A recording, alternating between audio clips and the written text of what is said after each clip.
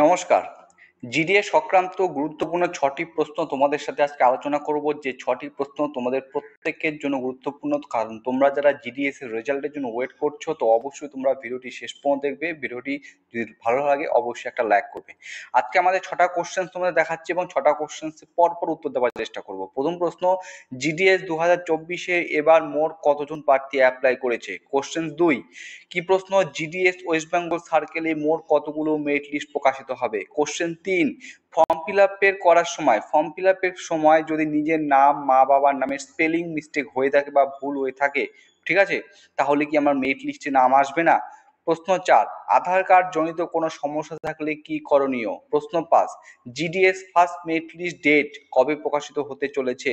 প্রশ্ন ৬, GDS West Bengal first merit list expected cut off. তো সমস্ত কিছু এই ভিডিওতে বলবো। আবারও বলছি, তোমরা ভিডিওটি অবশ্যই শেষ পর্যন্ত দেখার চেষ্টা করবে।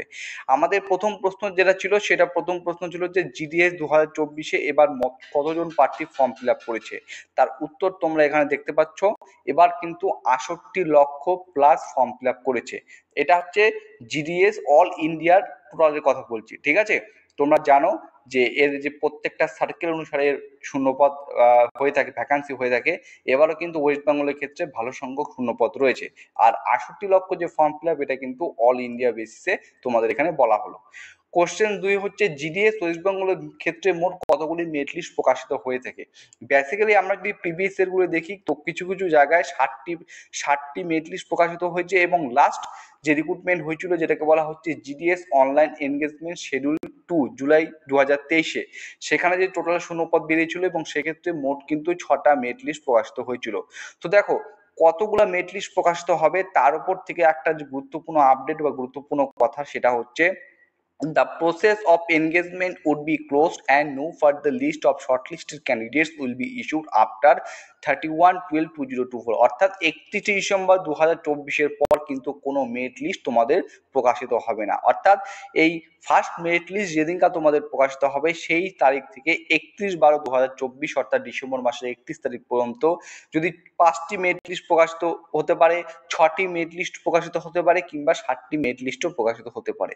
লাস্ট যে শিডিউল 2 জুলাই 2023-এর ক্ষেত্রে মোট কিন্তু 6টা মেরিট লিস্ট প্রকাশিত হয়েছিল এবং একদম ওয়েস্ট বেঙ্গল যে পশ্চিমবঙ্গের ক্ষেত্রে যে 6 মেরিট লিস্ট প্রকাশিত হয়েছিল, তার যে পিডিএফটা, সেটা কিন্তু টেলিগ্রাম চ্যানেলে আমি তোমাদের সাথে শেয়ার করে দিয়েছি। তো সেখান থেকে তোমরা প্রত্যেকে দেখে নেবে।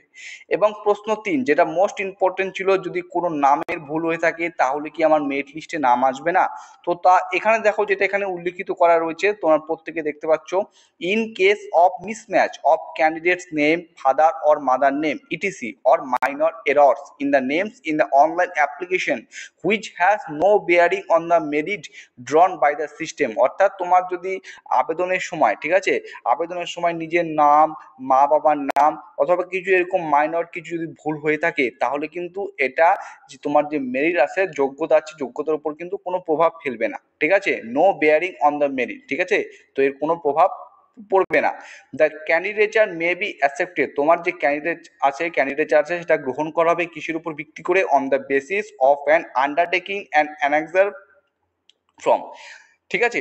অর্থাৎ তোমাকে তোমার সেই ক্যান্ডিডেটটাকে অ্যাসেপ্ট করা হবে কিসের উপর ভিত্তি করে? তোমাকে একটা ফর্ম সেখানে একটা ফিল আপ করতে লাগবে, সেটা হচ্ছে অ্যানেক্সার 4-এ যেটা উল্লেখিত রয়েছে। আমি তোমাদের সেই ফর্মটা এখন দেখাবো।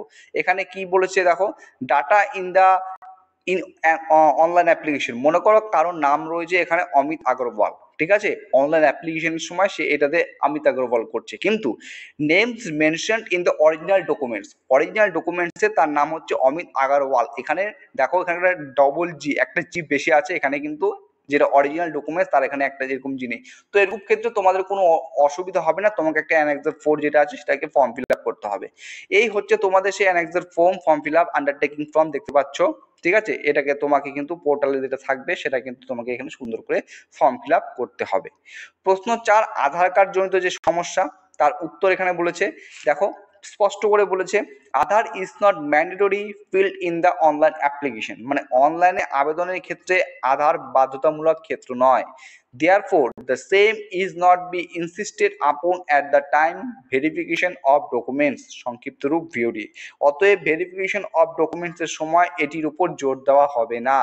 Feeding of incorrect Aadhaar details in the online applications has no bearing on the verification of documents. অনলাইনে আবেদনে ভুল আধারে যদি তুমি কোনো বিশদ বা তথ্য দিয়ে থাকো সেক্ষেত্রে ঠিক আছে ভেরিফিকেশন অফ ডকুমেন্টস এর উপর কোনো প্রভাব পড়বে না। and the application is not be rejected on this ground alone, এবং এর শুধুমাত্র এর উপর ভিত্তি করে তোমার কিন্তু আবেদন সেটা কিন্তু প্রত্যাখ্যান বা বাতিল করা হবে না। Application is not be rejected, বাতিল করা হবে না। ঠিক আছে, আশা করছি তাহলে এটা নিয়েও তোমাদের কোনো প্রবলেম নেই। ঠিক আছে, যেটা কিন্তু স্পষ্ট করে এখানে উল্লিখিত করে রয়েছে।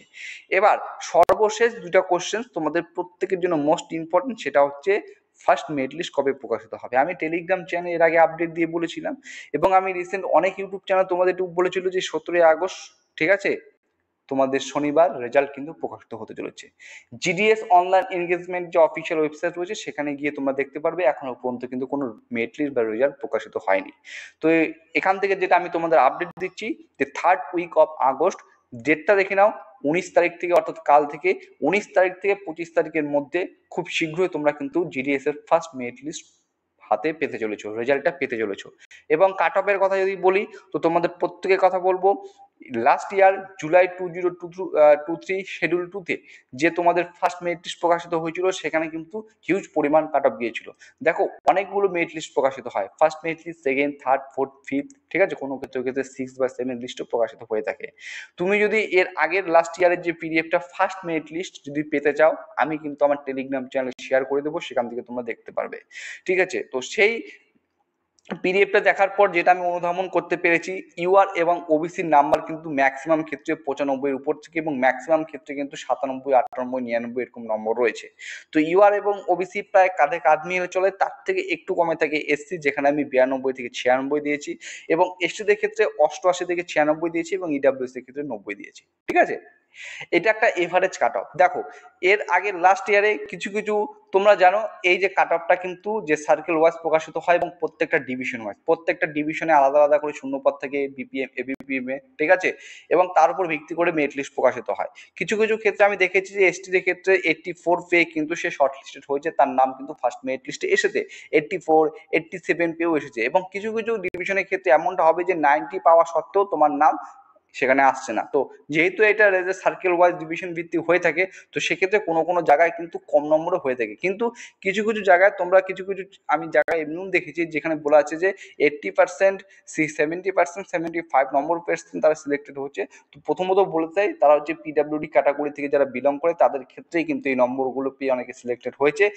রিয়েল ভাবে ইউআর, এসসি, ওবিসি, ঠিক আছে, এই নম্বর প্রত্যেকটা ক্যাটাগরির ক্ষেত্রে তুমি দেখতে পারো। আমি তোমাদের ফার্স্ট মেরিট লিস্ট আমি তোমাদের টেলিগ্রাম চ্যানেলে দিয়ে দিব, এবং লাস্ট ইয়ারে যে 6th মেরিট লিস্ট প্রকাশিত হয়েছিল সেটাও আমি তোমাদের টেলিগ্রাম চ্যানেলে দিয়ে দিচ্ছি, সেখানে দেখবে সেখানে কত নম্বর কাট অফ মেরিট লিস্টে নাম্বার উঠেছিল। ঠিক আছে, তো মোটামুটি ভালো সংখ্যক নম্বরে যায়, হিউজ পরিমাণ, যেহেতু শুধুমাত্র মাধ্যমিকের ওপর নম্বরের উপর ভিত্তি করে এখানে ফর্ম ফিল আপ করা হয়, কোনোরূপে এক্সাম হয় না, তো হিউজ পরিমাণ যেমন ফর্ম ফিল আপ হয় তেমন কিন্তু মেরিট লিস্টের নামও কিন্তু অনেকটা উপরের দিকে থাকে।